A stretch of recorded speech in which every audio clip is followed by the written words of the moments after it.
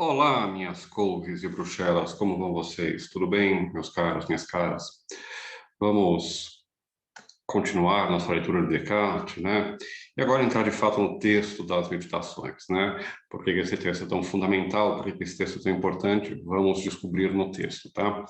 Uma coisa que eu sempre digo para quem faz cursos comigo, né, é que o importante, aquilo que a gente consegue numa graduação em filosofia, não é nunca apresentar toda a história da filosofia, né? Eu poderia muito bem simplesmente pegar, preparar uma aulinha e apresentar para vocês o que o Descartes diz nas meditações, quais são as teses, propor uma certa leitura, obviamente, mesmo que eu não diga isso para vocês, e assim por diante.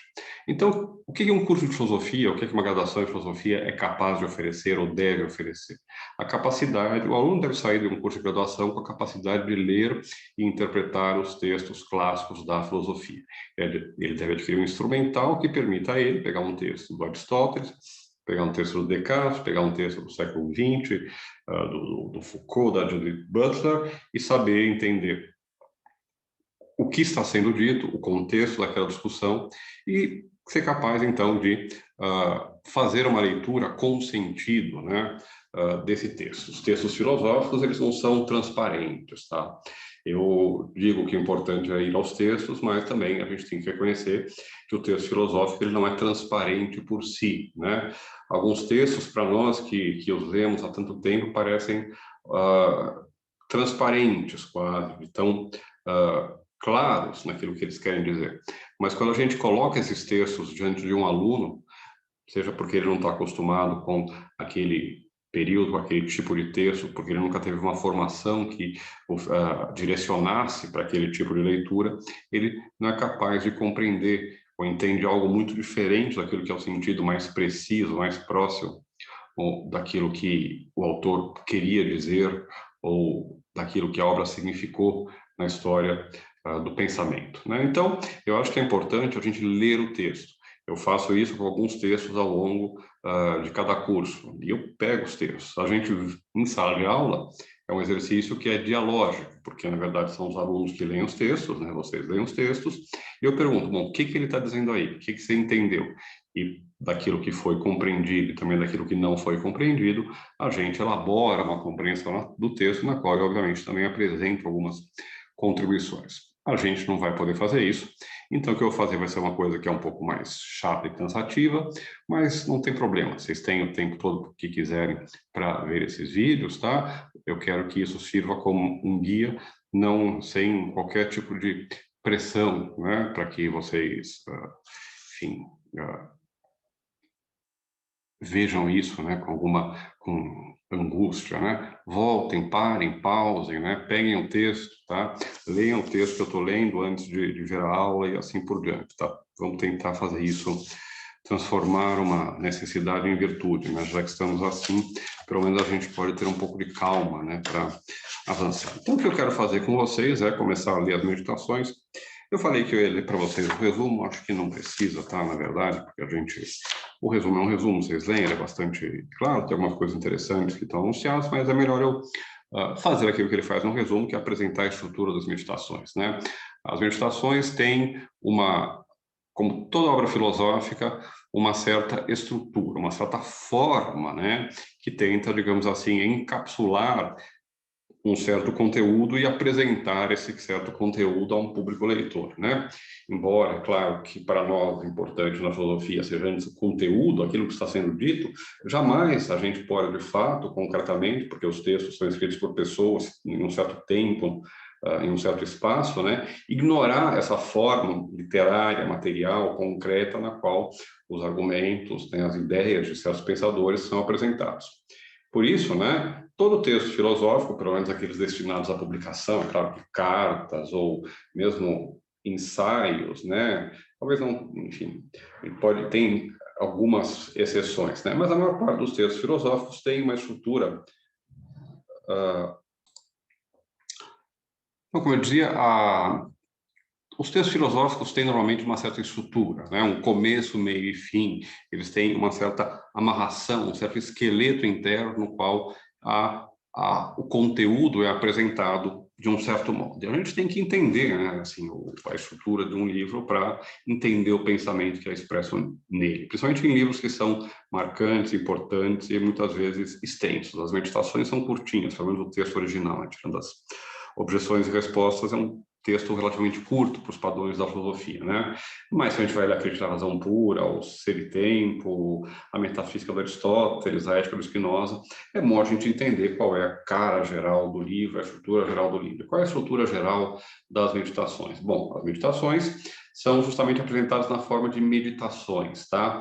Eu não vou entrar em detalhes, tá, sobre qual é a razão, quais são as fontes do Descartes, tem vários autores que podem auxiliar vocês sobre isso, o Gal Roger, por exemplo, trata disso, né?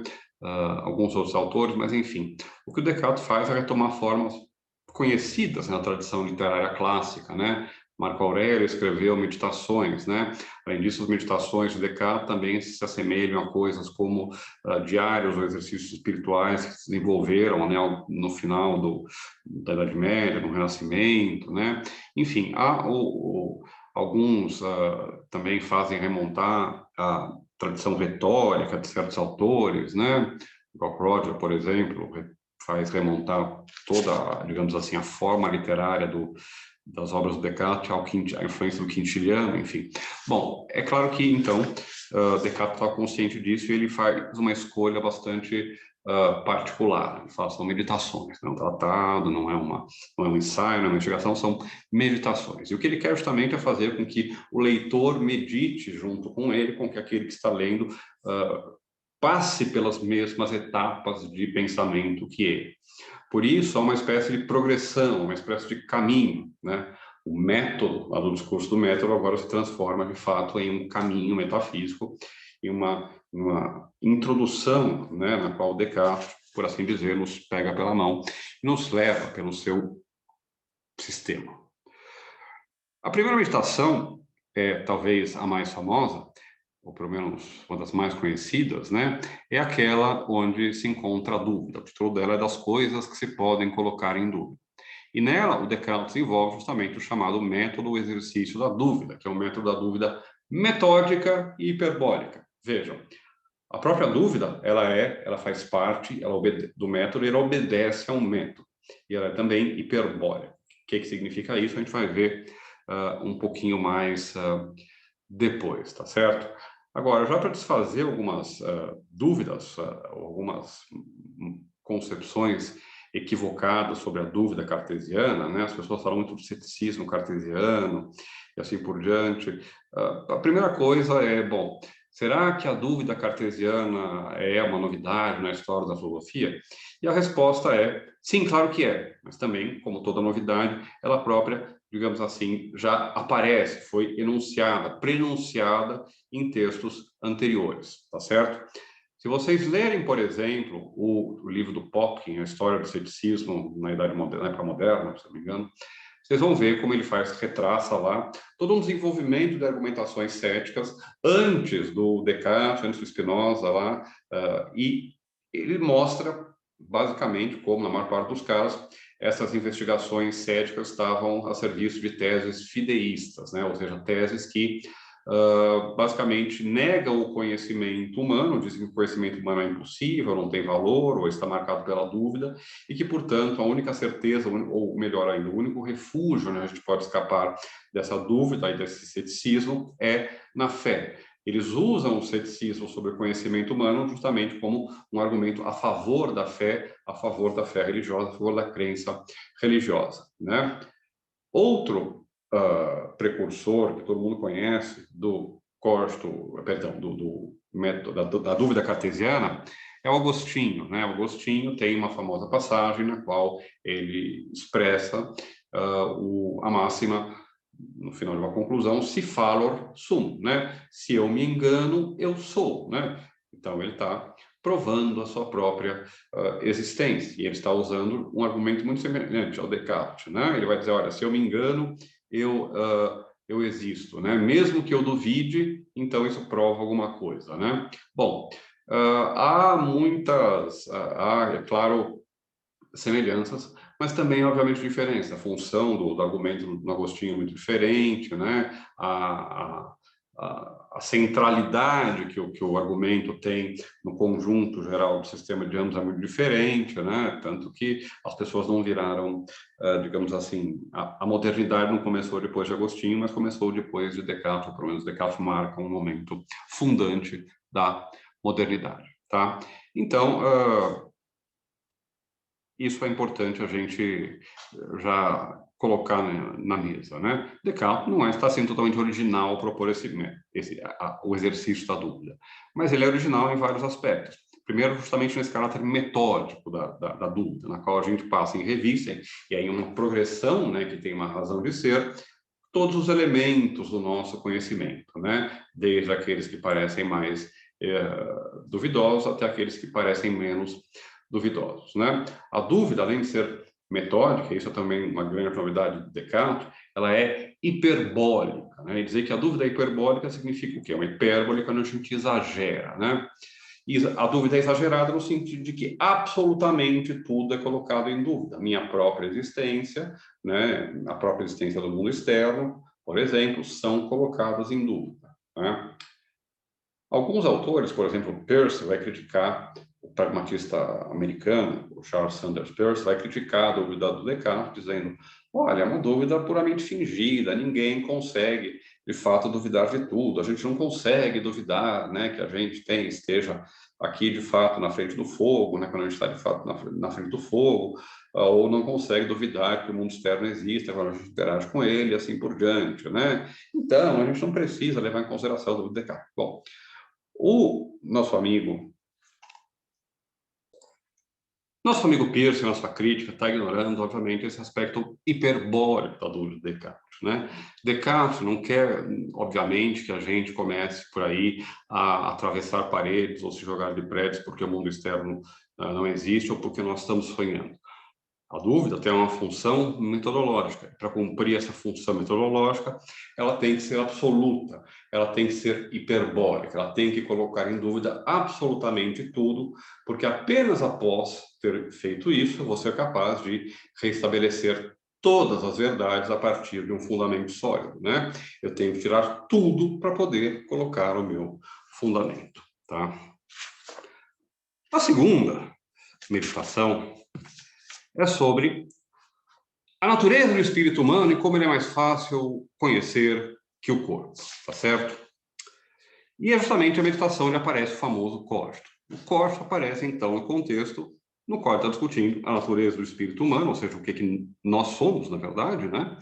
Embora nós sejamos uma união substancial, né, entre alma e corpo, a nossa essência, né, aquilo que nos torna propriamente humanos é a nossa alma, aquilo que se chama aqui espírito, tá?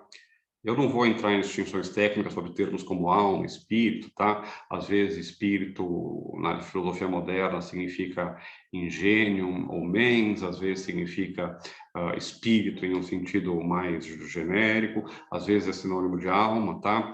A gente não precisa entrar nessas filigranas aqui. Obviamente, está se referindo à alma, o que a gente chamaria de alma humana, ou então o espírito humano.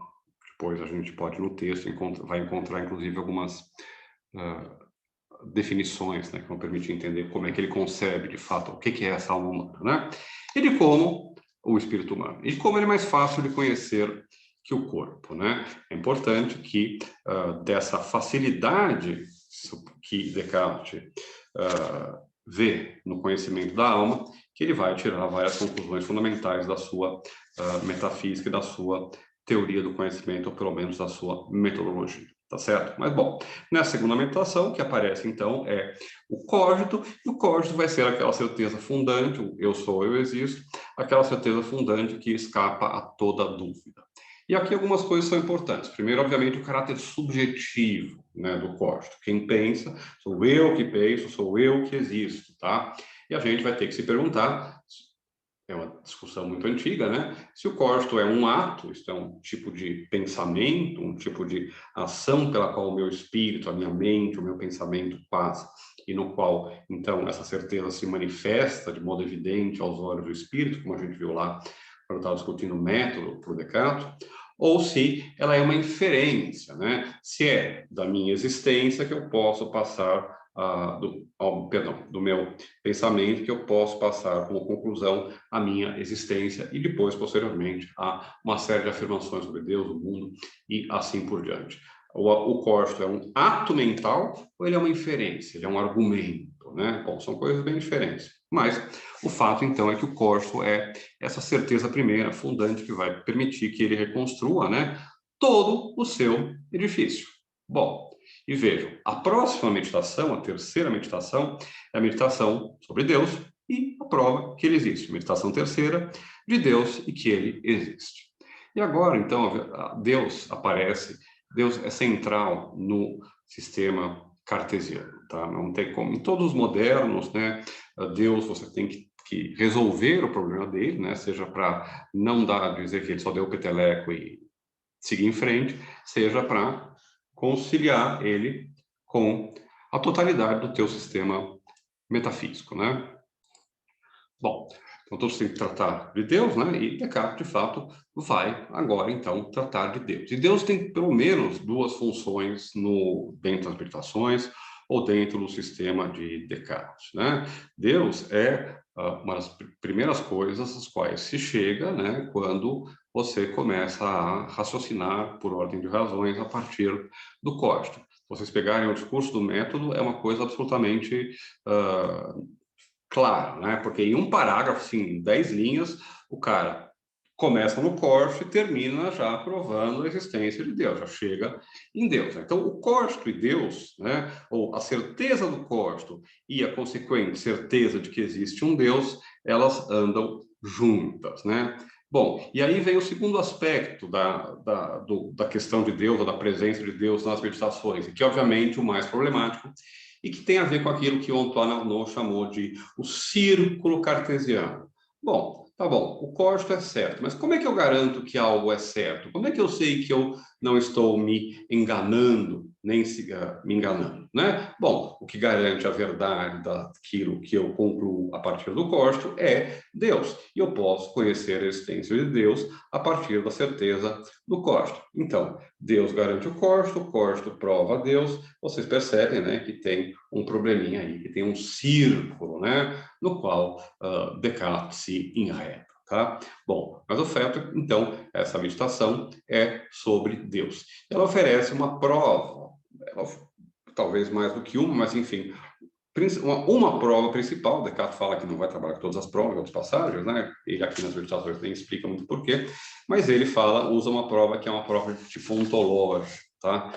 Que é bastante complicada, que exige um domínio do vocabulário medieval, e a gente vai tentar entender, pelo menos, entender as linhas gerais dessa prova e da presença, então, de Deus central no sistema do Descartes, né?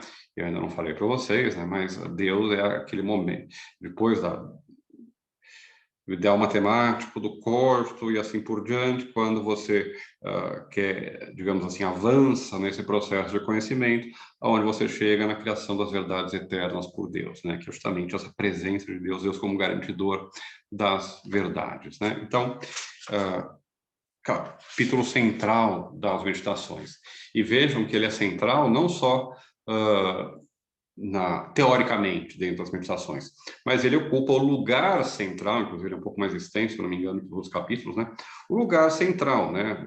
As meditações são 6, né? Essa aí é a terceira, que está no meio, aquela que separa os dois blocos, né? Então, começo das meditações, momento da dúvida. Eu não sei nada, eu preciso uma garantia para o meu conhecimento. Como é que eu faço isso? Segunda meditação, investigo o que pode sobreviver à dúvida, encontro o Corsto. Terceira meditação, com o Corsto, eu cheguei em Deus. Agora, seus problemas acabaram, está tudo resolvido, podemos ir em frente. Peraí, podemos ir em frente como? Professor Descartes. Descartes não é professor, mas vocês estivessem conversando com ele, diriam, né? Seu Renato, Descartes, tem uma coisa que eu não estou entendendo. Se a gente tem essa capacidade, né? Eu lembro lá das regras e tal, de intuitivamente perceber a verdade, se Deus deu para nós essa capacidade, né? Se a gente é capaz de estabelecer certezas absolutamente indubitáveis como o Corsto, e através de belas e ordenadas cadeias de razões chegar a novas verdades, que elas próprias também são tão claras, distintas e evidentes, né? Como aquela inicial. Como é que a gente se engana? Por que que os homens erram? Por que que os homens sempre acreditaram em coisas equivocadas e continuam a acreditar em coisas equivocadas, né? Bom, a quarta meditação é sobre o verdadeiro e o falso, tá? E a resposta do Descartes é muito simples. Os homens erram não por causa de Deus. Deus é perfeito. Os homens erram por causa da sua...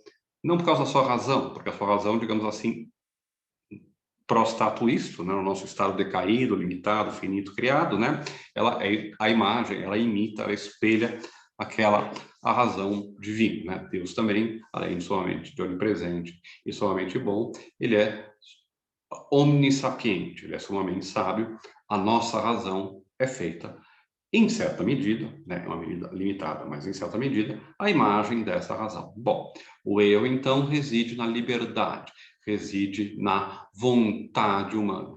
O eu existe quando eu dou o assentimento, quando eu aceito uma coisa como sendo verdadeira, sem ter tido a paciência, o trabalho de examiná-la, sem ter seguido os critérios que o Descartes estabelece, né, daquilo que nos conduz à verdade. E aqui entra algumas coisas bastante importantes, bastante interessantes, tá? Que tem consequências teológicas, inclusive, importantes no Descartes, tá? Aquilo que nos torna humanos e falíveis é a nossa vontade. Vejam só, e aquilo que nos torna, que nos separa, então, definitivamente de Deus, né? Aquilo que, digamos assim, é a consequência da nossa queda, do nosso pecado original, é o fato de que a nossa vontade é incomensurável com a vontade divina.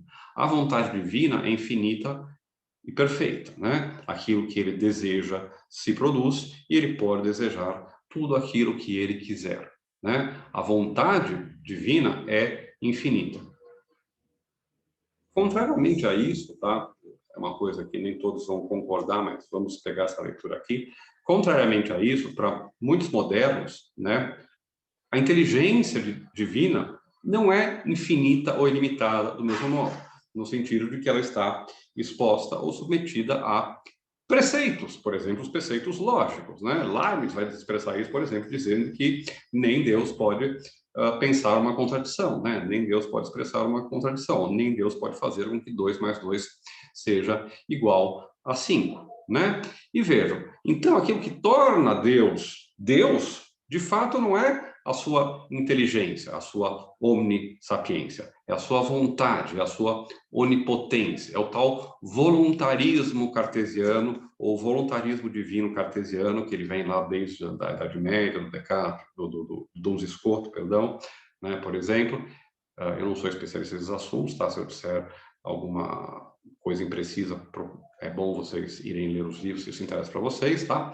Mas isso tem consequências teológicas importantes, né? Por exemplo, se a vontade é aquilo que é prevalente em Deus, Deus poderia querer coisas que são contrárias à razão, ou pelo menos não dependem da razão, né? Bom, isso traz problemas para conceber Deus como sendo somente bom, perfeito, onipresente, caridoso, pessoal, ético e assim por diante, tá?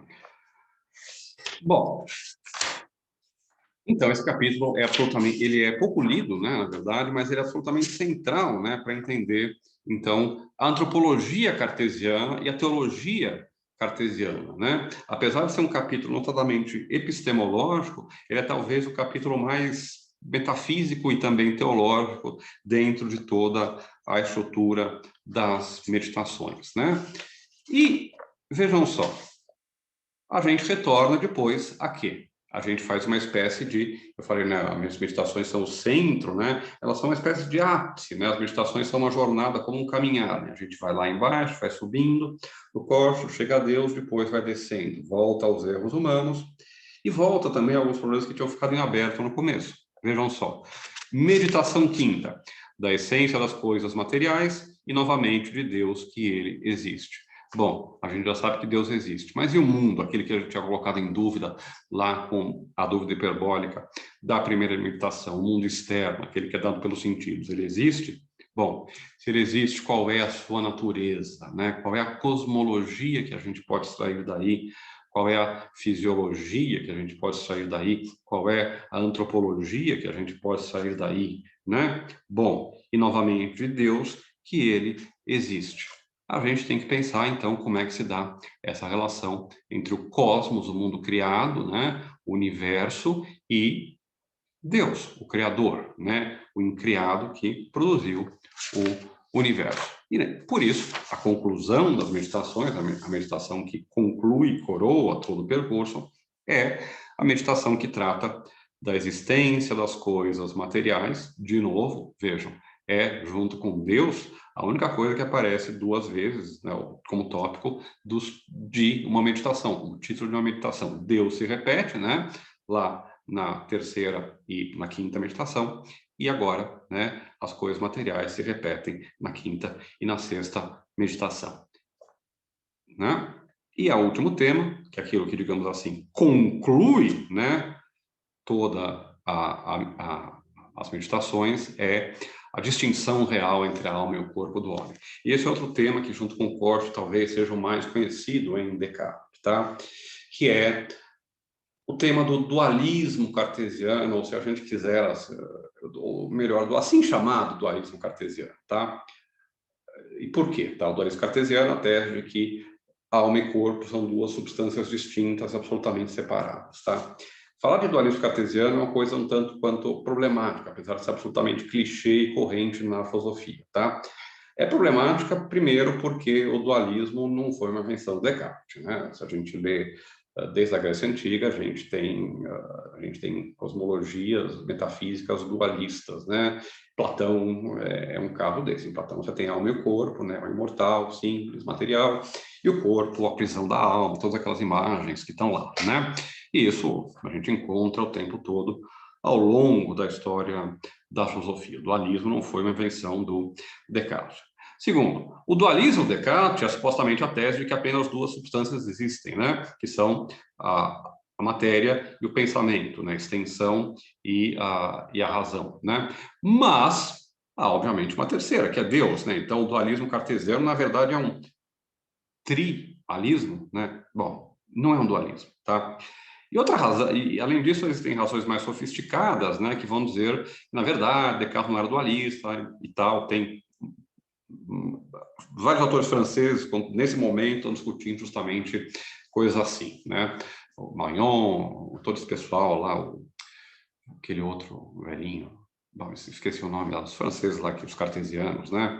Bessard, todo esse pessoal, discutem bastante. Bom, será que Descartes era um dualista nesse sentido? E a gente tem bons argumentos para dizer que não, tá? Se a gente ler aqui, a distinção real entre a alma e o corpo do homem, né? Olha, são realmente distintos, são duas coisas diferentes, né? Bom, mas ao mesmo tempo que ele vai dizer que são duas coisas distintas, a conclusão, aquilo que fecha as meditações, é a união substancial da alma e do corpo humanos, tá? E isso é absolutamente peculiar ao homem, e é aquilo que torna o homem absolutamente único em toda a criação. O homem não é meramente uma entidade dividida, dilacerada, porque dele fazem parte duas naturezas, como, por exemplo, a gente pode ler o Platão. Ao contrário, o homem é justamente este lugar no qual se encontra, né, a materialidade do universo e o nosso corpo e a, a espiritualidade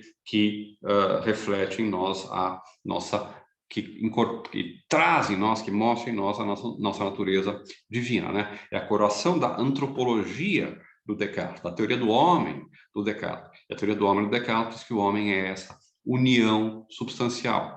Descartes tem uma teoria estranhíssima que diz que animais são meros autômatos, né? São máquinas, tá? O cachorro, o gato, que normalmente sobe aqui quando eu estou dando aula, né?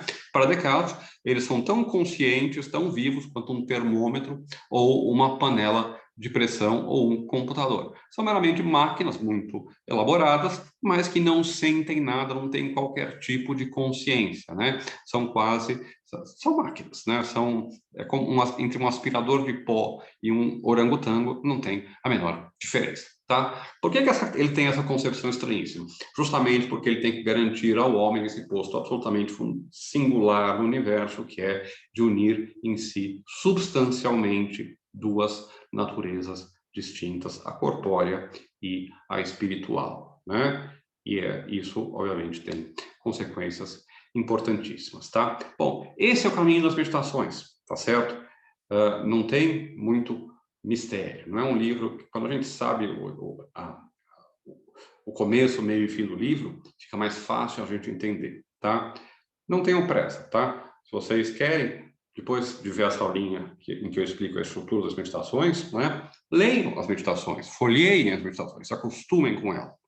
E em seguida, vão para os vídeos que vão aparecer logo em seguida a esse, nos quais eu leio as meditações, a gente lê as meditações para mostrar no texto como é que todas essas coisas aparecem, para ensinar vocês a não apenas acreditarem quando um professor fala, mas para reconhecerem, identificarem esses temas, esses problemas, ideias no texto. Ok, gente? Tchau, tchau, meus caros, minhas caras, tá? Até a próxima.